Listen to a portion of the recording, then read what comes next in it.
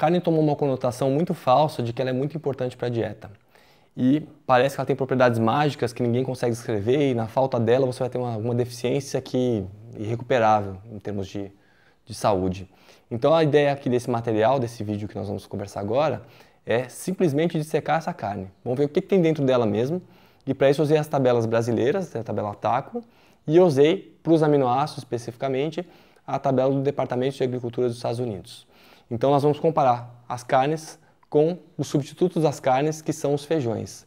Então é importante lembrar, a gente não troca a carne por ovos e laticínios. Quando você tira a carne, você troca a carne por feijões. Ervilha, lentilha, grão de bico faz parte do grupo dos feijões. Na quantidade, que é 100 gramas de carne, você vai trocar por uma concha de feijão ou 7 colheres de sopa de feijão, que vai ser o equivalente.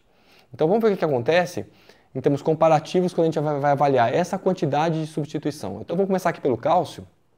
Veja aqui na tabela, eu estou comparando do lado esquerdo aqui, na coluna que está em vermelho, são essas 5 colunas, carne bovina, eu pus carnes diferentes, eu pus desde o contrafilé, o filé mignon, eu escolhi a carne sem gordura para não dizer que eu estou pegando uma carne de pior qualidade, eu peguei uma carne mais concentrada em nutrientes, e eu peguei aqui o frango, a coxa e o peito. E do lado direito a gente está vendo aqui o feijão carioca, o feijão preto, o grão de bico e a lentilha.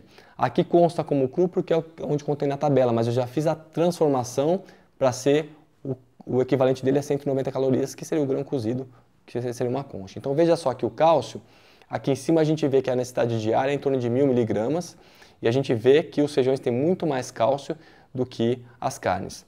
Ainda, mesmo assim, é uma quantidade que não dá para suprir tudo que você precisa no dia a dia, porque não é comendo uma concha de feijão que você vai ter tudo que você precisa. Nem comendo 100 gramas de carne que você vai ter tudo o que precisa, então é só para a gente ver que falta bastante ainda para atingir o que você precisa ao longo do dia. Aqui o magnésio, a gente vê claramente que os alimentos vegetais têm mais magnésio do que as carnes. O manganês, quase ausente nas carnes, e o reino vegetal tem muito mais. O fósforo, as carnes têm um pouco mais. O ferro, veja como os feijões têm mais ferro do que as carnes.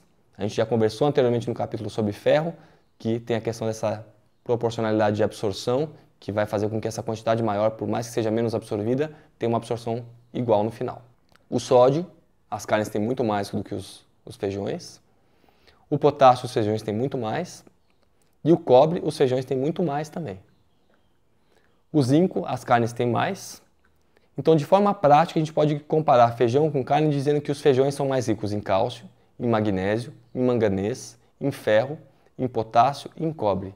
E as carnes têm mais fósforo, mais sódio e mais zinco. Então, a gente vai ver que os feijões estão ganhando aqui na grande maioria dos nutrientes. E então, a gente vai comparar as vitaminas nessa mesma comparação de 190 calorias. Para isso, eu usei a tabela TACO. E aqui a gente mostra em vermelho aqui as carnes escolhidas e em azul os feijões, em amarelo quanto você precisa de vitamina B1, por exemplo. Existe uma equivalência de forma prática. As carnes vão oferecer cerca de 0,14 miligramas de vitamina B1 e os feijões 0,13. Você precisa de 1,2 ao longo do seu dia. Então você vai precisar complementar com outras fontes. Mas você vê que é uma troca muito equivalente de vitamina B1. A vitamina B2, existe uma predominância dessa vitamina nas carnes com relação aos feijões. Então, você vai ter 0,14 miligramas em média nas carnes, você precisa de 1,3 por dia, e quase nada nos feijões, praticamente zero. Mas você consegue essa mesma quantidade de vitamina B2 das carnes comendo 45 gramas de couve ou 93 gramas de salsinha. A vitamina B3 também existe uma predominância nas carnes, comparando com os feijões. Você tem 5,3 miligramas em média em 100 gramas de carne, o que equivale aos feijões a 1,97, você precisa por dia 16 miligramas. Agora, se você comer 126 gramas de arroz integral, ou 118 gramas de aveia, ou 52 gramas de amendoim, ou 104,5 gramas de lentilha, isso vai ser o equivalente a essa quantidade de vitamina B3 que tem nas carnes. A vitamina B6 é muito mais abundante nos feijões do que nas carnes. De forma prática, você precisa ingerir 1,3 miligramas por dia, as carnes contêm 0,02 e os feijões 0,34. Então existe uma predominância aqui. Vale a pena a gente falar de algumas outras vitaminas, como a B12, que a gente já comentou bastante, que não é presente no reino vegetal, e as carnes vão apresentar. E por outro lado, o ácido fólico e a vitamina C são muito mais abundantes nos alimentos de origem vegetal. E o aquecimento é um fator que reduz a quantidade tanto da vitamina C quanto do ácido fólico, mas são muito mais ricos no reino vegetal. Quando a gente compara os macronutrientes, ou seja, carboidrato, proteína e gordura e os tipos de gordura, veja que interessante, a gente compara aqui as carnes do lado esquerdo com os feijões. Carne tem muito mais gordura do que feijão. Muito mais colesterol, porque o reino vegetal não tem colesterol. A quantidade de gordura saturada é imensamente maior aqui nas carnes. E a quantidade de ômega 3, a gente tem que fazer uma avaliação. Eu tenho que ver o ômega 3, eu tenho que olhar para o ômega 6, que os feijões têm mais, e fazer uma proporção entre ômega 6 e ômega 3, que nós conversamos no material sobre ômega 3. E a proporção, quanto mais baixa, aqui melhor. E a gente vê que claramente os feijões, na sua maioria, tendem a ter uma proporção muito melhor do que as carnes em termos de relação ômega 6 e ômega 3. Os carboidratos são praticamente ausentes nas carnes. E a quantidade de fibras é muito maior no reino vegetal, mesmo porque quando a gente fala em carne, a gente está falando de fibra muscular. A fibra muscular é diferente da fibra alimentar. A gente pede a fibra alimentar para o intestino funcionar, que é uma fibra que as bactérias do intestino vão usar e não é essa mesma fibra que está contida no músculo. Então, de forma geral, os feijões, comparando com as carnes, têm mais ômega 6, ômega 3, uma melhor relação de ômega 6 com ômega 3, mais carboidrato e mais fibras, ou seja, um kit completo para uma alimentação mais saudável. E as carnes têm mais gordura total, mais gordura saturada e mais colesterol, que são elementos que não têm nenhuma vantagem de maior quantidade. Quando a gente vai avaliar aminoácidos, e aqui é importante saber que a gente usou a tabela do Departamento de Agricultura dos Estados Unidos para fazer essa avaliação. O que eu fiz aqui? Eu comparei aqui do lado esquerdo, em vermelho, o bife de boi, em média aqui o grupo dos feijões, o tofu, o feijão branco, a soja em grãos, e eu coloquei aqui em amarelo qual que é a recomendação de ingestão diária para um homem de 70 quilos. Então veja que interessante, um dos aminoácidos essenciais se chama triptofano. Os feijões aqui contêm muito mais triptofano do que a carne. Treonina é um outro aminoácido essencial, veja como os feijões têm mais. Isoleucina, os feijões têm mais. Leucina, os feijões têm mais. Lisina, os feijões também têm mais. Metionina com cisteína, existe uma tendência de ter mais na maioria dos feijões. Fenilalanina com tirosina, os feijões têm mais. A valina, os feijões têm mais. A histidina, também os feijões ganham.